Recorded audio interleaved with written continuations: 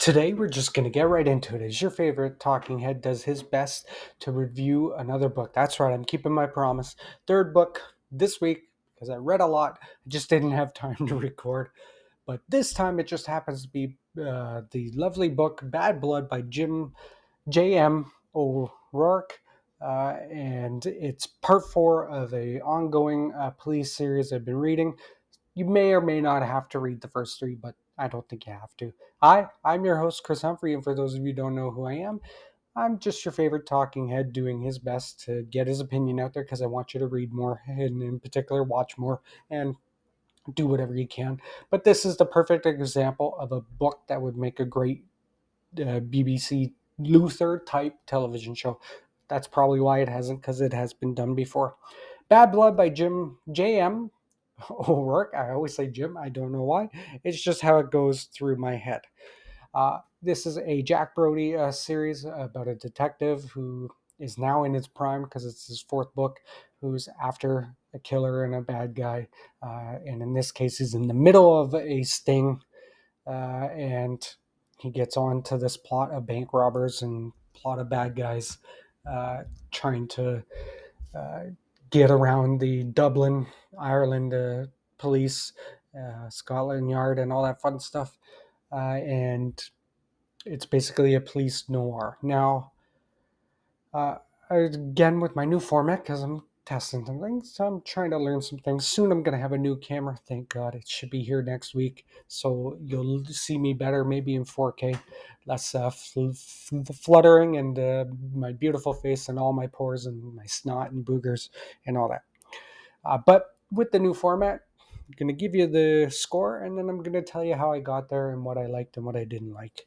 Uh, Start with the bad and go to the good. So I'm going to give this a 7.5 out of 10. I know it's not the greatest score in the world, but it's not bad. It means it's readable. It's also not the best book of the series. Personally, I think book number 2 is the best because it was right at the grit and, wow, still phenomenal read and great character development with Jack Brody, who's trying to be a good detective, DCI, trying to become better and better suited to hunt down these bad guys. The reason why it's only a 7.5 is that it took way too long to get to the point of a couple things. The first gripe that I had is, and maybe I missed it, and maybe you guys can tell me if you read this book, is how did the gang know where the money was before the police did, or how did they know and the police didn't? It wasn't maybe described better. Maybe it's just my reading habits, and maybe that's just my problem, and maybe that's the thing. But let me know if you figured it out before I did. The other thing that I didn't like is it took too long to get to the second last chapter of the book. The second last chapter, I believe it's 46 or 47, because I think there's about 48 chapters, is the best chapter of the book. It's also the longest of the book.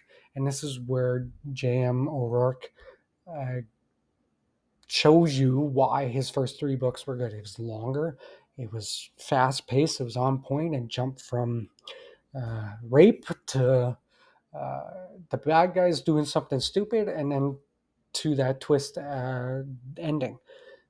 I wanted that more throughout the book. So the problem is it took 46, 47 chapters to get to that point. And some people aren't going to like that. Doesn't bother me because it. I like books where they're thrillers and you want to see the cops get the bad guys, or you want to see the bad guys get the cops because the cops are idiots. But I just when its best chapters, the second last chapter, it needed that sprinkled in a little more in the beginning, and then it probably would have been a higher rating.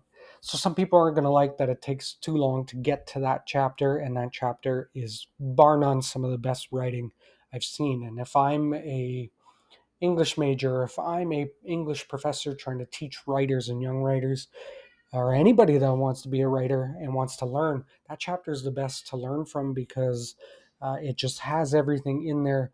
It's just long, but it breaks it down so well that it should have been sprinkled in in chapters previous. But then that might give away the plot, too much of the plot twist in that. But I think there's a way you can work that in. Maybe it's just me. Maybe I'm just a weirdo. Um, but with that being said, another thing people aren't going to like is that it's a little more simple writing. It's not going for Shakespeare's gold. Now I don't care for that.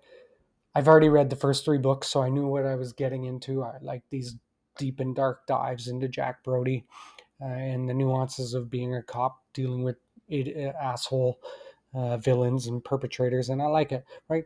I think I've read Junalina's novels. There's like 9 of those. I've read a lot of Harry Bosch. I've read a lot of the Lincoln Lawyer, Jack Ryan. So I like these kind of books. I read a lot of John Grisham's. So there is that comfort in knowing that J.M. O'Rourke is going to get there. But like I said, people just aren't going to like that it takes too long to get to that second last chapter. But that build up is fantastic. I just need to know, how did they know where the money was before the police did? Because I think I missed something, and I'll probably go back and read it with less wine in my system, because that's how you should read wine in a beach somewhere if you can. But what I really did like about it what I really did like about it, and it kind of goes into what people didn't, but I really liked that second last chapter. Second last chapter was just, it was so fast paced and so much detail and so much things in there that like just blew my mind. And you should, by all means, sorry, my cat's going crazy. You should, by all means, just do that last chapter and just get there.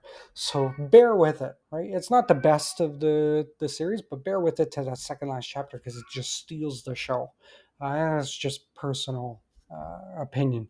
I do like the simple writing, and I like the character development of 4 books of Jack Brody and other cops in the book, and I like this villain, these bad guys, this gang, a little bit too much.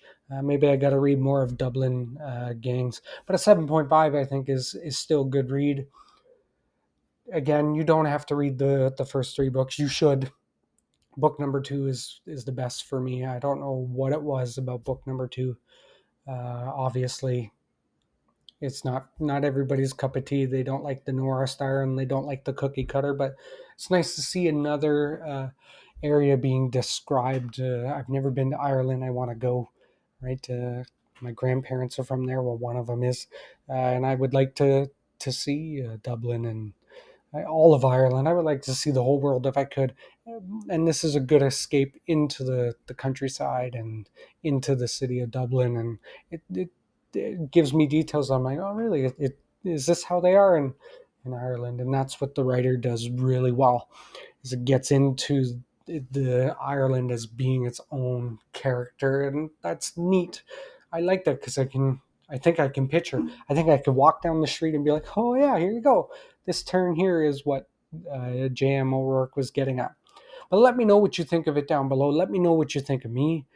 You know what I'm going to say, guys, because I always do. You can see where I put it on my list. It didn't make it, but that's okay. You can see top 5 is going to be very tough for the next 5 months to see who beats it. The next book I'll be doing is River Muma, uh, which comes out in August, and that's the next book I'm reviewing. I'm reading it now. But go out there, read Bad Blood by J.M. O'Rourke, out now. I love you guys. Bom dia, boa tarde, and boa noite. I blinked twice. Producer, play some music, baby. Ciao.